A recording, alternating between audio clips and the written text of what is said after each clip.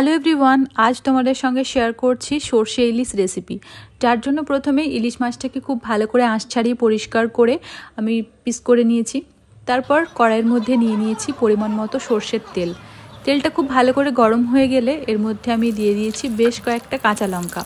কাঁচা লঙ্কাটাকে 20 থেকে 30 সেকেন্ড মতো একটু নাড়াচাড়া করেছি। একটু সফট হয়ে গেলেই এর মধ্যে দিয়ে দিয়েছি 1 টেবিল চামচ আদা রসুন বাটা। আদা রসুন বাটাটা একটু জল দিয়ে খুব ভালো করে কষিয়ে নিয়েছি। কষানো হয়ে গেলে এর মধ্যে দিয়ে দিয়েছি পরিমাণ মতো লবণ, 1 টেবিল চামচ লঙ্কার গুঁড়ো আর দিয়েছি 1/2 টেবিল চামচ জিরে ধনের গুঁড়ো। তারপর সমস্ত মশলাকে খুব ভালো করে কষিয়ে নিয়েছি যতক্ষণ না তেল ছাড়তে শুরু করে দিচ্ছে। তো মশলাটা খুব ভালো করে কষানো হয়ে গেলে এর মধ্যে দিয়ে দিয়েছিলাম 3 টেবিল চামচ সর্ষে বাটা।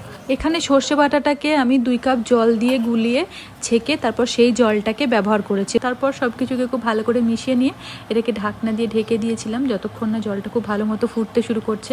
জলটা ফুটতে শুরু করলেই ইলিশ মাছগুলোকে এর মধ্যে খুব ভালো করে দিয়ে আমি জলের মধ্যে মাছগুলোকে ডুবিয়ে দেবো।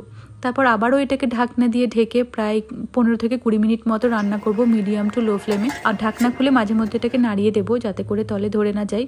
আর তারপর 15 মিনিট পর ঢাকনা খুলে এর ওপর দিয়ে আমি ছড়িয়ে দেবো বেশ কিছুটা টমেটো কুচি আর দিয়ে দেবো ধনেপাতা কুচি। সমস্ত উপকরণ দেওয়া শেষ। আর এই পর্যায়ে কিন্তু আমি একবার লবণ ঠিকঠাক আছে কিনা দেখে নিয়েছিলাম। তোমরাও কিন্তু দেখে নেবে, যদি কিছু প্রয়োজন হয় এই সময় দিয়ে নেবে।